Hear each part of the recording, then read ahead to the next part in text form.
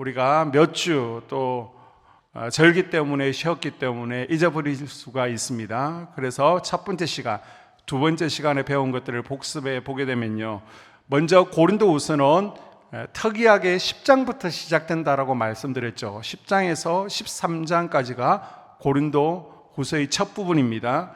자, 10장에서 13장까지를 눈물의 서신이라고 하는데, 왜 눈물의 서신이라고 그러냐? 바울이 울면서 고린도후서를 썼거든요.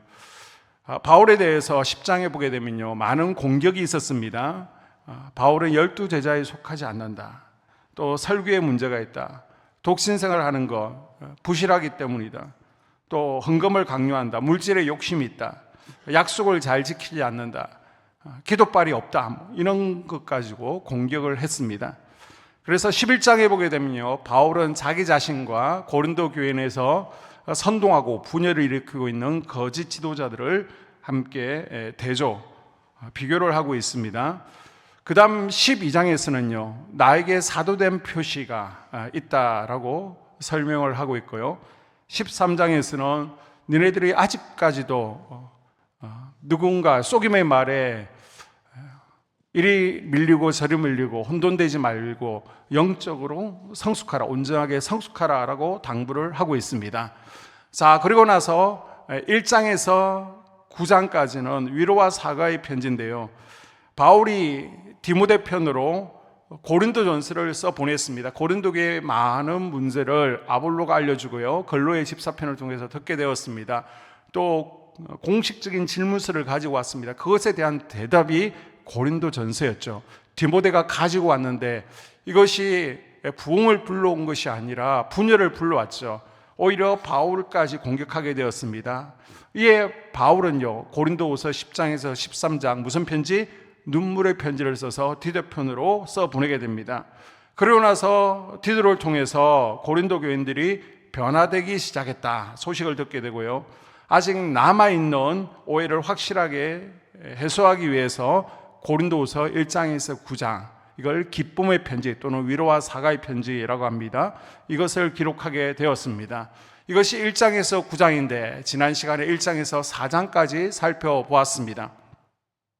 그래서 1장에서는요, 고난에 대해서 쭉 이해를 시키고 있습니다. 그런데 내가 왜 고린도 교회 방문을 연기했는지 그것에 대해서 해명하고 있습니다. 나는 약속을 안 지키는 자가 아니라 이런 이유로 고린도 교회 방문을 연기했었다라고 밝히고 있고요, 2장에서는 교회 내에서 문제를 일으켰는데 회개를 하게 되면 받아들여야 된다, 그리고 너희들은 그리스도의 향기다, 그리스도의 향기 비유를 설명하고 있습니다.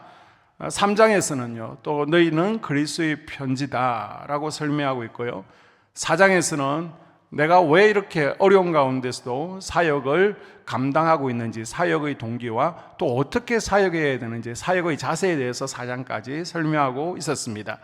자, 그리고 오늘은 5장부터 9장인데 5장에 보게 되면 5장과 6장에서는 우리는 누구인가, 그리스도의 정체성에 대해서 설명하고 있습니다. 그것을 쭉 몇 가지로 나눠서 말씀드리면요, 나는 누구인가 한번 따라볼까요? 새로운 피조물이다. 새로운 피조물이다. 내가 누구라고요?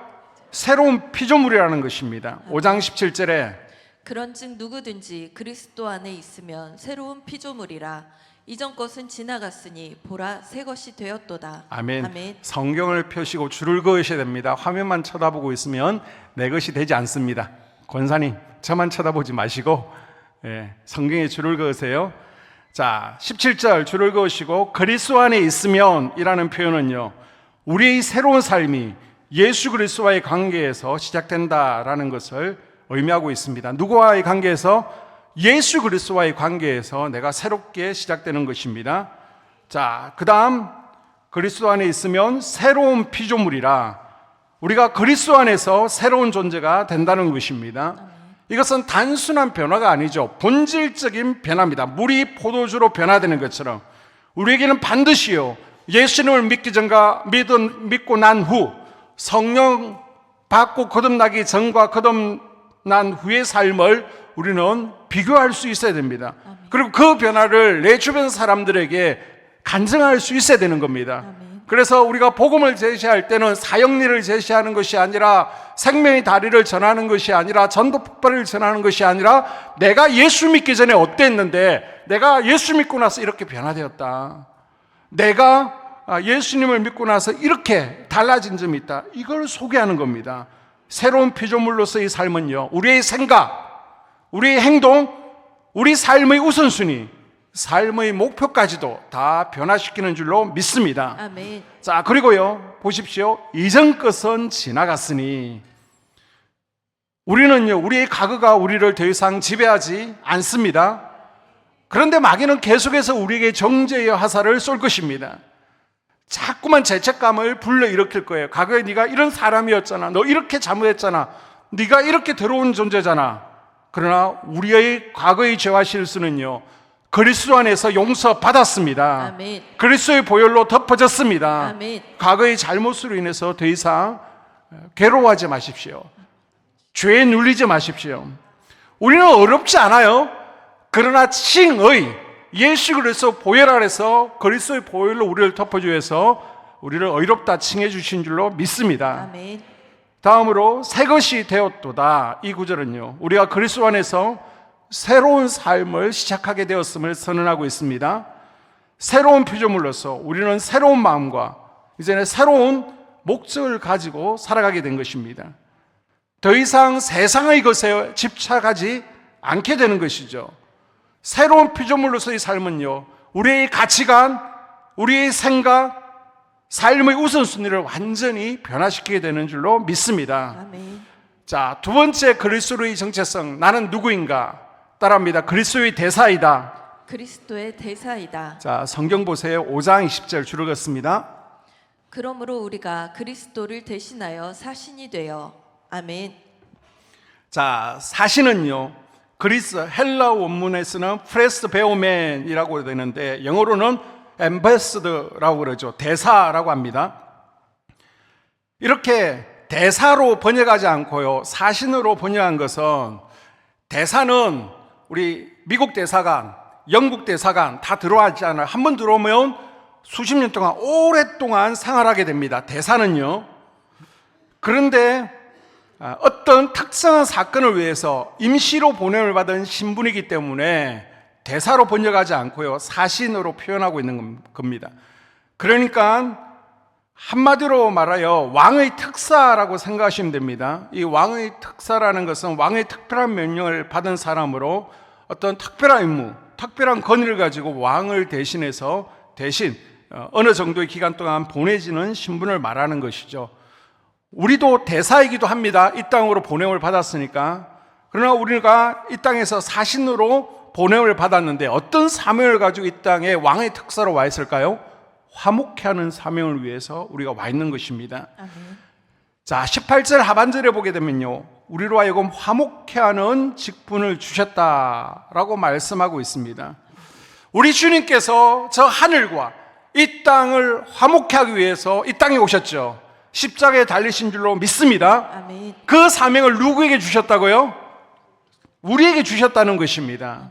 그래서 우리는 화목케 하는 사신으로서 누구와 누구를, 저 하나님과 불신자들 사이를 화목케 해야 될 줄로 믿습니다. 아멘. 하나님과 우리 가족들을, 우리 자녀들을 화목케 해야 될 사명이 있는 것입니다. 아멘. 그리고 성도와 성도 사이를 화목케 하는 역할을 감당해야 됩니다. 아멘. 교인들 가운데 보게 되면요, 저 우리 교회 말고 저 다른 교회 가보게 되면 꼭 싸움을 붙이는 사람이 있습니다. 교회 내에서. 그래서 우리가 말을 참 잘해야 됩니다. 같은 말이라도요, 꼭 꼬아서 말해가지고 오해와 분란을 불러일으킵니다. 여러분, 싸움을 만드는 트러블 메이커가 아니라 중재자, 화평을 만들어가는 피스메이커로 살아갈 수 있기를 바랍니다. 아멘. 그리고 우리가 그리스도의 대사로서요, 화목케 하는 사명을 감당하기 위해서는요, 우리의 마음이 넓어져야 됩니다. 자, 6장 12절 이하 줄을 긋습니다. 너희가 우리 안에서 좁아진 것이 아니라 오직 너희 심정에서 좁아진 것이니라. 내가 자녀에게 말하듯 하노니 보답하는 것으로 너희도 마음을 넓히라. 아멘. 바울은 왜 고린도 교회가 싸우고 있는 이유에 대해서요, 뭐라고 말합니까? 너희들 마음이 좁기 때문에 싸운다는 것입니다. 마음이 좁아서 네 편, 내 편 갈라진다는 겁니다. 마음이 좁아진 사람들은요, 진실도 아닌 상상 속에서 다른 사람을 미워하고 판단합니다. 상상 가운데 나를 미워하겠지, 서운해하는 겁니다. 그래서 바울이요, 아무리 열린 마음으로 고린도 교인들을 정말 부모가 아이를 섬기는 마음으로 사랑했지만 고린도 교회 성도들이 좁아진 마음으로 인해서 바울을 판단하고 정죄하고 있는 것입니다. 그래서 바울은 좀 마음을 넓게 해서 숲 전체를 보라, 이거 하나에만 매달리고 이 한 단어에만 매달리지 말라라고 당부를 하고 있습니다. 여러분, 우리가 누군가요 미워하고 판단하고 있다면요, 서운해하고 있다면 나의 마음이 지금 좁아져 있는 거예요. 내가 시기심과 열등감에 사로잡혀 괴로움을 당하고 있다면요, 나는 나의 좁아진 마음속에 갇혀 있는 것입니다. 우리가 우리의 마음의 감옥문을 열고 마음문을 열기 위해서는요, 우리를 죽기까지 사랑하시고 우리를 섬겨주신 예수 그리스도의 사랑을 기억하고 감사하는 삶을 살아가야 됩니다. 아멘. 우리의 마음이 주님의 용서의 은혜와 사랑으로 넘쳐날 때 우리의 마음이 넓어지게 될 줄로 믿습니다. 아멘. 그리고 우리의 마음이 넓어지면 넓어질수록 우리는요, 다른 사람들의 잘못을 더 그래 용서하게 되고 품게 되는 것을 믿으시기를 바랍니다. 아멘. 여러분이 이제 전도 대상자 두고 있잖아요. 뭐 태신자 또는 VIP라고 그러는데요, 1년 동안 전도 대상자를 두고 기도합니다. 그러면 언제? 다음 주에는 꼭 교회 갈게요. 아니면 절기 때 부활절에 꼭 갈게요. 그래 하면서 얼마나 지극정성으로 섬기고 베풀었습니까? 그럼 또 그때 되면 또 어디 놀러 가버리고 다음번에 갈게요. 얼마나 마음을 자주 바꾸는지 모릅니다. 이 야곱의 외삼촌 라반처럼 12번도 더 바꾸는 것 같아요. 어린아이와 같습니다. 그럴지라도 넓은 마음으로 품고 포기하지 않고 계속 우리가 기도하는 겁니다. 넓은 마음으로 많은 사람들을 품고 섬기는 화목해하는 사신의 직분을 잘 감당할 수 있기를 주의 이름으로 축복합니다. 아멘. 세 번째, 나는 누구입니까? 주님을 기쁘시게 하는 자입니다. 한번 따라 볼까요? 주님을 기쁘시게 하는 자. 주님을 기쁘시게 하는 자. 자, 펜을 드시고요, 펜을 드세요. 제가 얘기해도 끝까지 안 듣는 분이 있습니다. 5장 9절 줄을 긋습니다. 그런즉 우리는 몸으로 있든지 떠나든지 주를 기쁘시게 하는 자가 되기를 힘쓰노라. 아멘. 사나 죽으나 주님을 기쁘시게 하기 위해서 우리가 사는 자들이 되어야 된다는 것입니다. 아멘. 아니, 그렇다면 주님을 기쁘시게, 어떻게 하면 주님을 기쁘시게 하는 삶을 살 수 있겠습니까? 제가 시간 관계상 성경을 찾지 않고요, 짧게 말씀드릴게요. 여러분이 아멘으로 화답하시면 됩니다. 우리가 어떻게 하나님을 기쁘시게 할 수 있습니까? 하나님을 찬송하고 예배하면 되는 것입니다. 아멘. 주님께 합당하게 행하면 됩니다. 아멘. 믿음이 없이는 하나님을 기쁘시게 하지 못하나니 믿음이 있으면 되는 겁니다. 아멘. 그냥 나오는 것이 아니라 예물이 있어야 됩니다. 아멘. 우리가 복음을 전하면 됩니다. 아멘. 그리스도를 섬기면 됩니다. 아멘. 성령을 따르면 됩니다. 아멘. 선을 행하고요, 나누어 주면 됩니다. 아멘. 정직하게 기도하면 됩니다. 아멘. 회개하면 기뻐하십니다. 아멘. 이렇게 우리가 하나님을 기쁘시게 하는 삶을 살고자 결단하는 2025년 새해 될 수 있기를 주님의 이름으로 축복합니다. 아멘. 네 번째, 나는 누구이냐? 하나님의 동력자라는 겁니다. 따라해 볼까요? 하나님의 동력자. 하나님의 동역자. 자, 6장 1절 줄을 긋습니다. 우리가 하나님과 함께 일하는 자로서 너희를 권하노니 하나님의 은혜를 헛되이 받지 말라. 아멘. 바울은요, 나는이라고 말하지 않고 우리라고 표현하고 있습니다. 왜요? 나만 하나님의 동력자로서 하는 것이 아니라 나를 포함한 모든 성도들이 하나님과 함께 일하는 자라는 것입니다. 아멘. 하나님께서는요, 그리스도의 몸인 교회를 통해서 하나님 나라를 확장해 가기를 원하십니다. 아멘. 그리스도의 몸을 세워가는데 일꾼으로 함께 사역하기를 원하십니다. 아멘. 주의 성전을 세워가는데 하나님의 일꾼으로 귀하게 쓰임받는 우리 모두가 될 수 있기를 주의 이름으로 축복합니다. 아멘. 다섯 번째는요, 나는 누구인가? 하나님의 성전이라는 것입니다. 따라합니다. 하나님의 성전. 하나님의 성전. 자, 6장 16절 줄을 긋습니다. 하나님의 성전과 우상이 어찌 일치가 되리요? 우리는 살아계신 하나님의 성전이라. 아멘. 자, 성전 동그라미 치시고요. 이 성전이라는 것은요, 살아계신 하나님이 거하시는 곳이죠. 아멘. 에베소서 2장 21절 이하에 보게 되면 이 성전이 다 지어졌다, 우리가 성전이다, 그게 아닙니다. 함께 지어져 가느니라. 아멘. 지금 성전이 지어져 가고 있다는 겁니다. 진행형이라는 것입니다.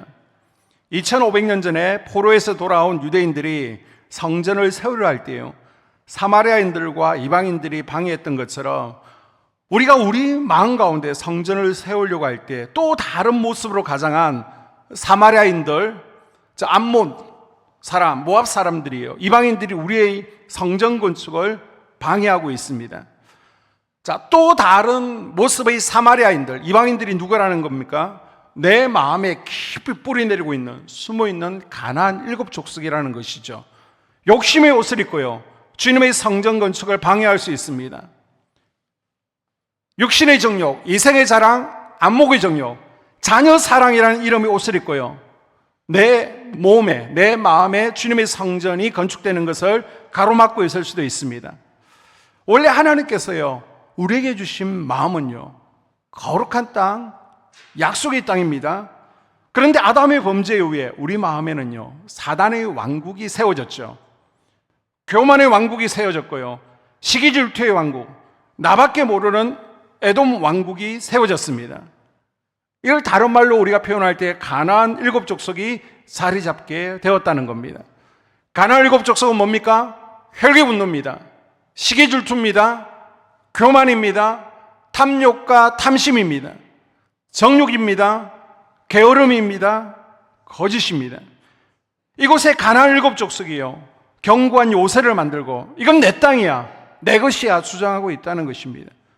우리가 이곳에 하나님의 성전을 짓기 위해서는요, 견고한 진으로 자리 잡고 있는 이 가나안 7족속의 왕국을 싹 밀어버려야만, 먼저 제거되어야 그곳에 하나님의 성전을 지을 수 있는 것입니다. 아멘. 그곳에 하나님께서는 성전이 지어지기를 원하시고요, 또 하나님의 임재가 충만하기를 원하십니다. 아멘. 속히 여러분의 마음에 가나안 7족속을 몰아내고 하나님의 성전이 지어질 수 있기를 주의 이름으로 축복합니다. 아멘. 그곳에 하나님의 임재가 충만하기를 주의 이름으로 축복합니다. 아멘. 그곳에서 하나님을 예배하는 영적 예배자로 우리가 살아가야 된다는 것입니다. 아멘. 자, 6번째, 나는 누구이냐? 하나님의 자녀라는 겁니다. 한번 따라해 볼 거예요. 하나님의 자녀. 하나님의 자녀. 자, 6장 18절 줄을 긋습니다. 너희에게 아버지가 되고 너희는 내게 자녀가 되리라. 아멘. 자, 자녀 동그라미 치시고요. 우리는 원래 하나님의 자녀였습니다. 아멘. 그런데 인간의 범죄로 말미암아 마귀의 종, 마귀의 자식이 되었습니다.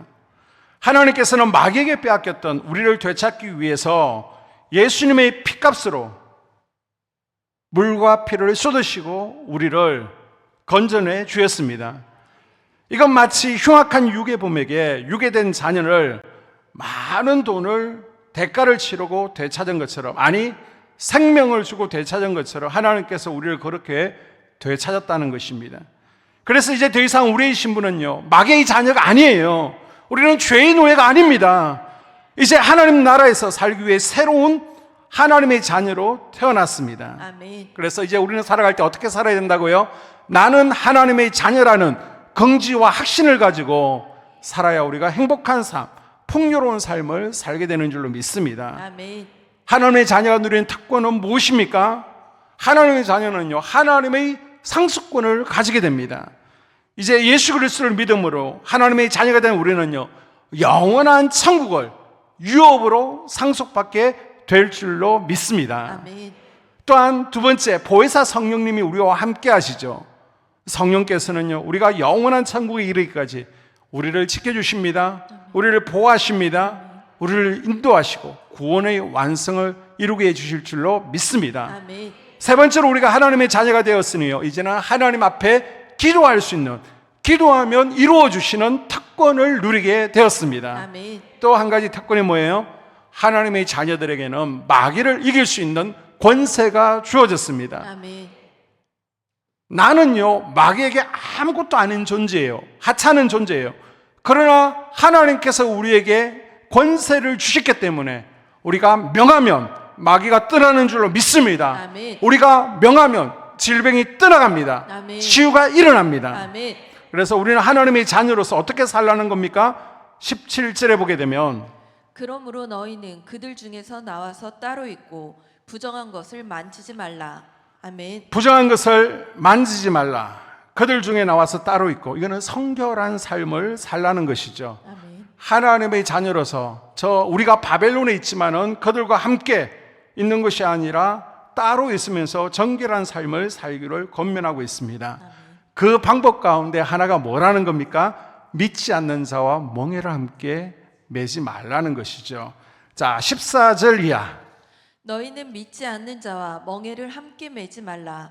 의와 불법이 어찌 함께하며 빛과 어둠이 어찌 사귀며 그리스도와 벨리알이 어찌 조화되며 믿는 자와 믿지 않는 자가 어찌 상관하며 하나님의 성전과 우상이 어찌 일치가 되리요. 아멘. 우리는 하나님의 성전입니다. 아멘. 빛과 어둠이 함께할 수 없는 것처럼 거룩한 성전인 우리가요, 믿지 않는 자들과 함께 거할 수 없게 됐다는 것입니다. 우리는요, 세상 사람들과 가치관이 다릅니다. 생각하는 것이 다르고요, 삶의 방식이 다릅니다. 그래서 저 세상 사람들과 바벨론 사람들과 얘기해 보십시오. 말이 통하지를 않습니다. 말이 잘 통하는데요, 그분이 문제가 있는 것입니다. 내가 아직 세상 가치관을 가지고 내가 바벨론 사람으로 살고 있다는 것입니다. 내가 정상적이라면 말이 안 통하는 겁니다. 그래서 아무리 친한 친구일지라도요, 내가 거룩하게 살기로 결단하면 멀어질 수밖에 없습니다. 이제 가치관이 달라지기 때문에, 생각하는 것이 달라지기 때문에 내가 하나님을 바로 믿게 되면, 바로 섬기게 되면요, 불편해지게 되는 것입니다. 그래서 이제는 자연스럽게 속도원들과 교회 성도들과 함께 어울리게 되어 있습니다. 나는 지금 내가 가지고 있는 시간들을 교회 내에 우리 속돈들과 함께 많이 보내고 있습니까? 저 바벨론 사람들과 많이 보내고 있습니까? 우리가 하나님의 자녀로 성결한 삶을 위해서 믿지 않는 자와 함께 보내기보다 여러분 속돈들과 함께 시간 보낼 수 있기를 주님의 이름으로 당부를 드립니다. 아멘. 자, 7장으로 넘어갑니다. 5, 6장에서는요, 나는 누구인가, 그리스도의 정체성에 대해서 바울이 6가지로 설명했고요, 7장에서는 드디어 바울에 대한 오해가 풀린 것에 대해서 기뻐하고 있습니다. 자, 복습했던 걸 다시 한번 말씀드리게 되면요, 고린도 교회에 많은 문제가 있었습니다. 그래서 바울이 그걸 듣고 편지를 썼죠. 그 편지가 뭐라고요? 고린도전서. 뭐라고요? 고린도전서를 써서 누구 편으로? 디모데 편으로 보냈습니다. 그런데 문제가 더 커졌습니다. 바울에 대한 공격이 있었습니다. 그래서 바울은요, 급히 눈물의 편지, 고린도후서 몇 장에서 몇 장? 10장에서 13장을 써서 보냈습니다. 그리고 나서 고린도 교인들이 어이쿠나, 우리가 잘못했구나, 바울을 오해했구나, 회개를 했습니다. 그래서 너무너무 기뻤습니다. 그래서 1장에서 9장 위로와 사과의 편지, 눈물의 편지가 아니라 기쁨의 편지를 보내게 되었습니다. 그 내용이 이제 7장에 쭉 소개되고 있는 것입니다. 자, 그 다음 마지막 8장에서 9장으로 넘어가게 되면요, 이제 마지막 내용인데, 마지막 내용이 무엇이냐? 예루살렘 교회를 돕기 위해서 너희들 헌금해야 돼. 그 얘기를 마지막으로 하고 있습니다. 그래서 고린도 교회 성도들에게 예루살렘 교회 성도들을 위해서 선교 헌금을 할 수 있도록 디도와 또 다른 두 사람을 헌금위원으로 선정해서 고린도 교회로 파송하고 있습니다. 그 내용을 다루고 있습니다. 자, 왜 보내고 있습니까? 왜 선교 헌금을 예루살렘 교회를 위해서 하라는 거예요? 그 배경은요, 지금 예루살렘에 아주 극심한 흉년이 들었습니다. 예루살렘 교회, 초대 예루살렘 교회 성도들도요, 도시 전체가 흉년에 들었으니까 교회 전체가 경제적으로 어려움을 겪고 있는 것입니다. 그래서 바울이요, 이방인들에게 선교 헌금을 해서 유대인들을 돕사라고 얘기하는 겁니다. 이렇게 하면 유대인들은 이방인들을 멸시하잖아요. 우습게 여기잖아요. 이 섬김을 통해서 유대인들이 이방인들에 대한 선입견을 바꿀 수 있기 때문에 마음을 열 수도 있겠다라고 해서 그런 기대하는 마음을 가지고 바울은 가는 곳마다 우리의 모 교회인 초대 예루살렘 교회가 어려움을 당하고 있으니까 흉년이 들었으니까 우리 헌금을 합시다라고 계속해서 독려를 했습니다. 바울은요, 이 거룩한 뜻을 저 고린도 위에 있는 마게도냐 지역, 그리스 지역에 전했는데 다들 박수 치는 겁니다. 너무 좋은 뜻입니다. 우리가 그렇게 하겠습니다. 바울의 말에 자극을 받았어요. 마게도냐 성도들도 굉장히 어려웠습니다. 힘들었습니다. 그런데 열심으로 선교헌금에 동참했습니다. 그리고 매우 어려운 상황 가운데 풍성한 연보를 했습니다. 그것이 8장 1절과 2절입니다. 한번 읽어볼까요? 형제들아, 하나님께서 마게도냐 교회들에게 주신 은혜를 우리가 너희에게 알리노니 환난의 많은 시련 가운데서 그들의 넘치는 기쁨과 극심한 가난이 그들의 풍성한 연보를 넘치도록 하게 하였느니라. 아멘. 그런데요, 고린도 교회는요, 전통을 잘하는 교회잖아요. 역대 교육자들이 대단한 사람들입니다. 그런데 예루살렘 성도를 위해서 헌금을 부탁했지만은 1년 전에 바울이 부탁했어요. 그런데 1년이 지나도록 지지부진하고 헌금 부탁을 했었는데 바울 저거 돈 밝힌다 라고 오해했습니다. 성공하지 못했습니다. 그리고 이제 그 오해가 풀렸잖아요. 그래서 다시 한번 바울이요, 3명을 보내면서 너희들 성경금 준비하라 라고 당부를 하고 있습니다. 자, 이렇게 헌금할 때 그러면 어떻게 해야 되는지 바울이 설명하고 있습니다. 먼저 감사한 마음으로 미리 정성껏 준비했다가 하라는 것입니다. 자, 9장 5절 6절 줄을 긋습니다. 내가 이 형제들로 먼저 너희에게 가서 너희의 전에 약속한 연보를 미리 준비케 하도록 권면하는 것이 필요한 줄 생각하였노니 이렇게 준비하여야 참 연보답고 억지가 아니니라. 이것이 곧 적게 심은 자는 적게 거두고 많이 심은 자는 많이 거둔다 하는 말이로다. 아멘. 바울이 3명의 헌금위원들을 고린도 교회로 파송했습니다. 그 자리에서 얼마 할까 그러지 말고 미리 보낸다고 내가 편지를 써서 보냈으니까 잘 준비하고 있으라. 미리 준비하고 떼어서 준비하라고 당부하고 있습니다. 구약에는요 5가지 제사가 있었습니다. 예배가 있었습니다. 그 예배는 반드시 예물이 필요하죠. 이 5가지 번제, 소제, 화목제, 속제제, 속건제 가운데 미리 꼭 준비해야 되는 게 있습니다. 다른 것들은 성전에 와서 성막에 와서 준비할 수 있지만 이건요 집에서 미리 준비해 와야 되는 거예요. 그게 뭐예요? 바로 소제였습니다. 소제. 그래서 미리 집에서 정성껏 준비하는 것이 소제의 정신입니다. 그래서 여러분 헌금봉투 교회 많아요. 미리 좀 집에 갖다 놓으시고요. 그래서 집에서 잘 준비해서 하나님께서 기뻐하시는 예물을 드릴 수 있기를 바랍니다. 아멘. 두 번째는요, 각각 마음에 정한 대로 인색함이 없이 하라는 것입니다. 아멘. 자, 9장 7절 줄을 긋습니다. 각각 그 마음에 정한 대로 할 것이요 인색함이나 억지로 하지 말지니. 아멘. 기쁜 마음이 아니면 차라리 내지 않아도 된다 말씀하고 있습니다. 이게 무슨 이야기인가 하면요, 하나님의 관심은요 돈에 있지 않다는 겁니다. 마음에 있다는 것입니다. 아멘. 여러분의 마음을 보고 싶다는 것입니다. 아멘. 과연 청지기의 믿음이 있는지, 물질에 대한 분명한 신앙 고백이 있는지를 보고 싶다는 것입니다. 그게 없으면 안 해도 된다는 겁니다. 그러면 어떻게 하라는 겁니까? 설겁게 자원하는 마음으로 풍성하게 하라는 것이죠. 아멘. 자, 9장 7절과 하반절 그리고 8장 7절을 읽습니다. 하나님은 즐겨내는 자를 사랑하시느니라. 오직 너희는 믿음과 말과 지식과 모든 간절함과 우리를 사랑하는 이 모든 일에 풍성한 것 같이 이 은혜에도 풍성하게 할지니라. 아멘. 아멘. 교회마다 신년이 되어지면 신천 집사, 신천 권사, 신천 장로 임명을 하게 됩니다. 임명을 하게 되면 거의 대부분의 교회들이 다 그럴 거예요. 감사헌금을 하십시오라고 의도적으로 시킵니다. 이건요 교회가 돈이 필요해서가 아니라 훈련의 의도이죠. 이때 헌신하지 않으면 언제 한번 헌신해 보겠느냐.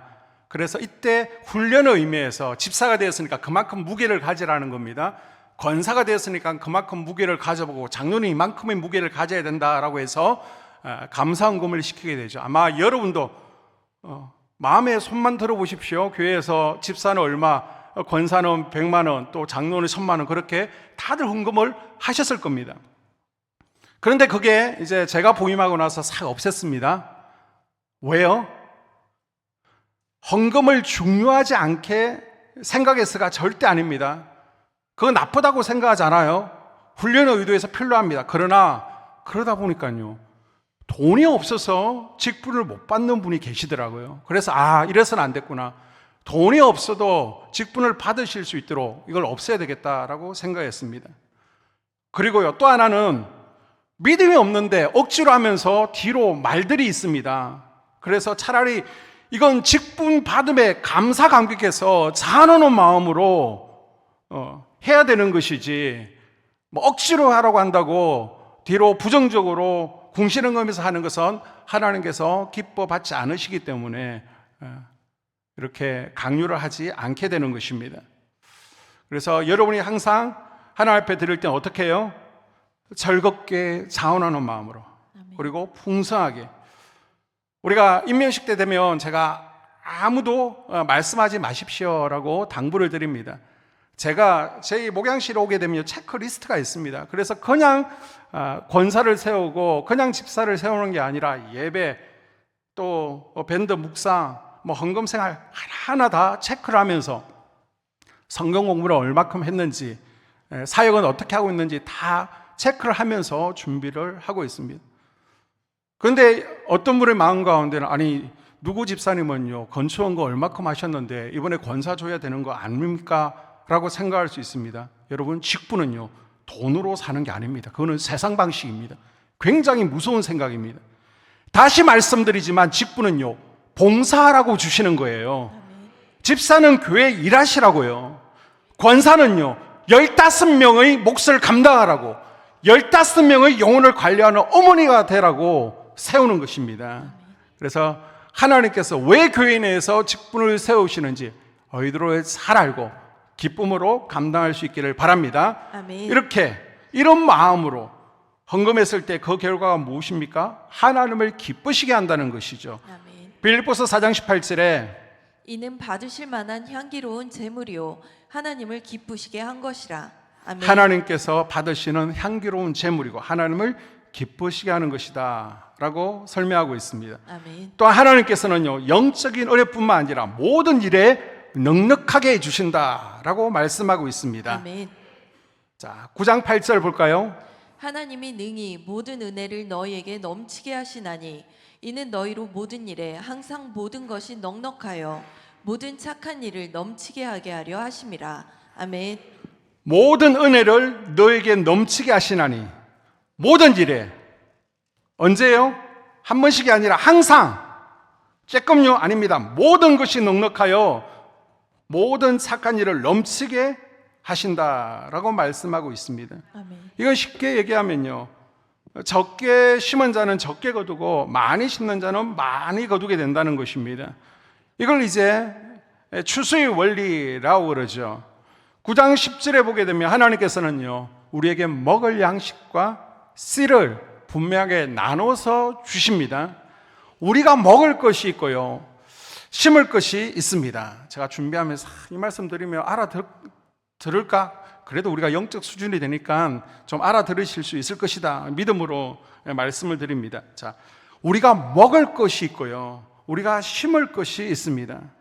바울은요 헌금을 한 해 농사에 비유해서 설명하고 있습니다. 여러분, 옥수수 농사를 짓는다라고 가정해 보십시오. 옥수수 이제 수확을 했습니다. 그럼 다 먹습니까? 아니면 일부를 남겨둡니까? 일부를 남겨둬야 내년에 그걸 가지고 다시 농사를 짓고 또 거두게 되잖아요. 이게 하나님의 영적인 원리라는 것입니다. 먹을 것이 있고요 심을 것이 있습니다. 하나님께서 우리에게 물질을 주실 때도요 그것 다 쓰는 것이 아니라 심으라고 별도로 주시는 부분이 있다는 것입니다. 아멘.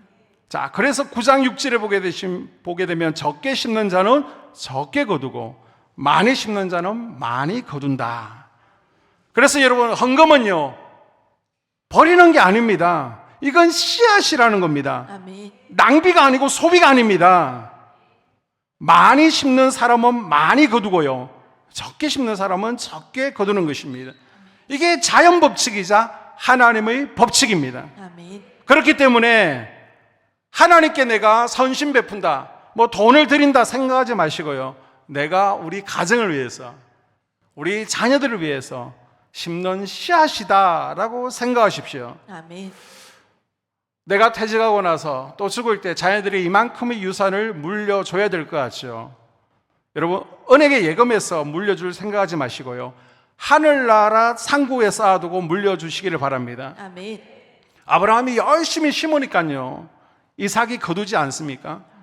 그것은 황충이 없습니다. 그것은 썩지 않습니다. 아멘. 그래서 부모가 열심히 심어 놓을 때 반드시 아들이 거둔다, 믿고 또한 실행할 수 있는, 경험하는 성직이 될 수 있기를 주님의 이름으로 당부를 드립니다. 아멘. 자, 오늘 말씀의 결론입니다. 고린도후서는요, 그리스도 안에서 나는 누구인가에 대해서 12가지로 설명을 하고 있습니다. 자, 말씀드리고 마치겠습니다. 나는 그리스도 안에서 누구인가?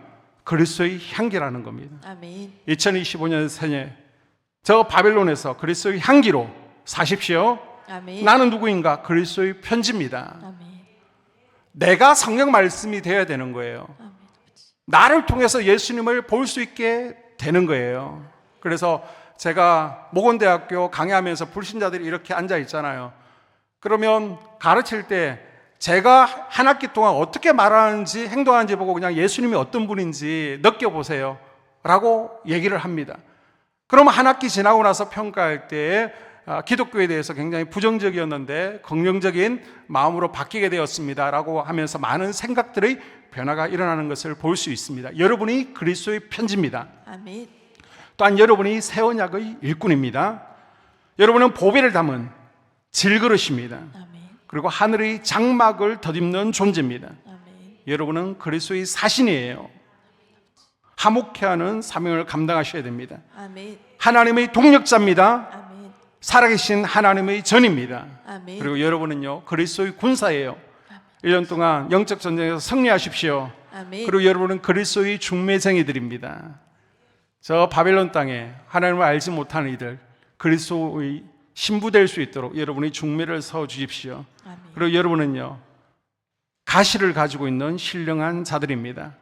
여러분이 연약한 부분들이 있을 겁니다. 그러나 그 연약한 부분을 통해서 더욱더 하나님의 능력을 드러내는 그러한 존재로 살게 될 줄로 믿습니다. 아멘. 오늘 고린도서 말씀을 통해 하나님께서는 우리에게요, 내가 어떻게 살아가야 되는지를 말씀하고 있습니다. 이 12가지를 기억하며 우리가 이제 그리스도인의 정체성을 가지고 살아가는 한 해가 되고자 또 결단하고 그렇게 이루어가는 저와 여러분 될 수 있기를 주의 이름으로 축복합니다. 아멘. 기도하겠습니다.